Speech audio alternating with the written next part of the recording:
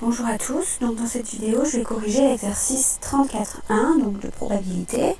Donc il y avait juste une petite probabilité à calculer, vous verrez c'est pas très compliqué. Donc à la pêche au canard, Iris 2 ans pêche au hasard un canard jaune, bleu, rouge ou vert.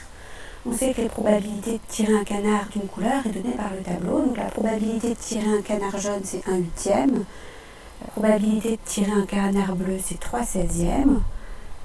De tirer un canard rouge, on ne sait pas. Et de tirer un canard vert, c'est 1/4. Donc en fait, ça vient de donc les probabilités, je vous rappelle, c'est compris entre 0 et 1. Donc là, on a bien des fractions qui sont des nombres compris entre 0 et 1.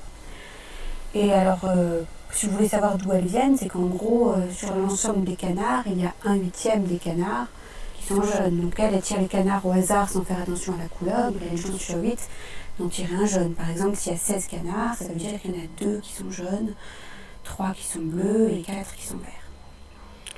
Donc, il nous manque la probabilité de tirer un canard rouge. Donc, comment on fait pour l'avoir en connaissant les autres?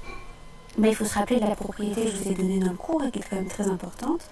C'est que la somme des probabilités est égale à 1.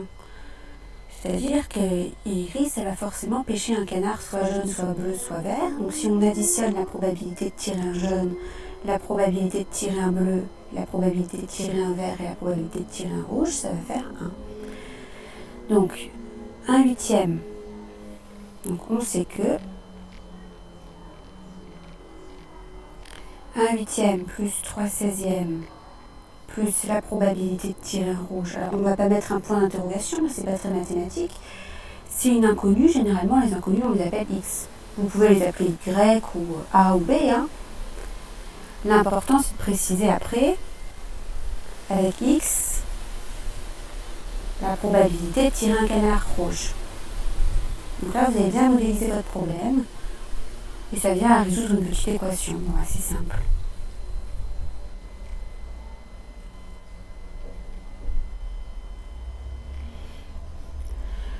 Donc, comment on fait pour retrouver X? On va mettre tout seul d'un côté de l'égalité. Mais d'abord, on peut déjà calculer 1/8 plus 3/16 plus 1/4. Alors, c'est un petit rappel, calcul de fraction. Là, attention, pour calculer 1/8 plus 3/16, on n'écrit pas que ça fait 4/24. On met bien au même dénominateur. Je vous l'écris. Vous ne l'écrivez pas dans votre copie, évidemment, mais... Donc, c'est quoi le dénominateur commun ici entre 8, 16 et 4? Donc, c'est un multiple commun de 8, 16 et 4. Ça va être 16. Donc, on va tout mettre sur 16. Donc, 1/8... on va le mettre sur 16, 3/16, on va le mettre sur 16, X, on le laisse, et 1/4, on va le mettre sur 16. Alors, pour passer de 1/8, pour passer de 8 à 16, on a multiplié par 2. Donc le 1, on va multiplier par 2. 1 fois 2, 2. Pour passer de 16 à 16, on n'a rien fait, donc là on ne fait rien, on laisse 3. On a multiplié par 1, si vous préférez. Et pour passer de 4 à 16, on a multiplié par 4. Donc on multiplie par 4 aussi en haut. 1 fois 4, 4. Et on sait que ça fait 1. Et 1, on va le mettre aussi sur 16, tant qu'à faire.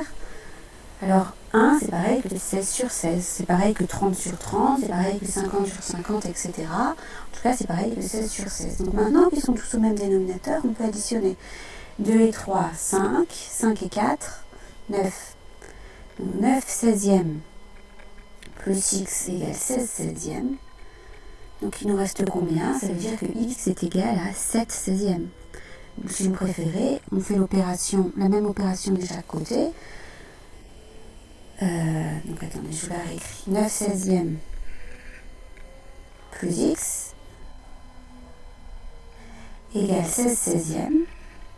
Et à gauche comme à droite, on va faire moins 9/16. Alors, vous pouvez le faire de tête. Là, vous voyez, là, je détaille. Vous n'êtes pas obligé de détailler autant. C'est juste un petit rappel de comment on fait les équations. Alors, 9/16 moins 9/16, ça s'annule. Il ne reste plus que X à gauche. Et à droite, 16/16 moins 9/16. On a le droit de les soustraire parce qu'ils sont au même dénominateur. 16 moins 9, ça fait 7/16. Donc là, on a quasiment fini. Il faut quand même juste écrire une petite phrase pour se ramener au problème de départ, pour conclure. Donc X, c'était notre probabilité de tirer un canard rouge. Donc la probabilité, j'écris le proba, de pêcher un canard rouge et de 7/16e. Alors je ne l'ai pas calculé, 7/16e, mais c'est un petit peu plus petit que 0,5.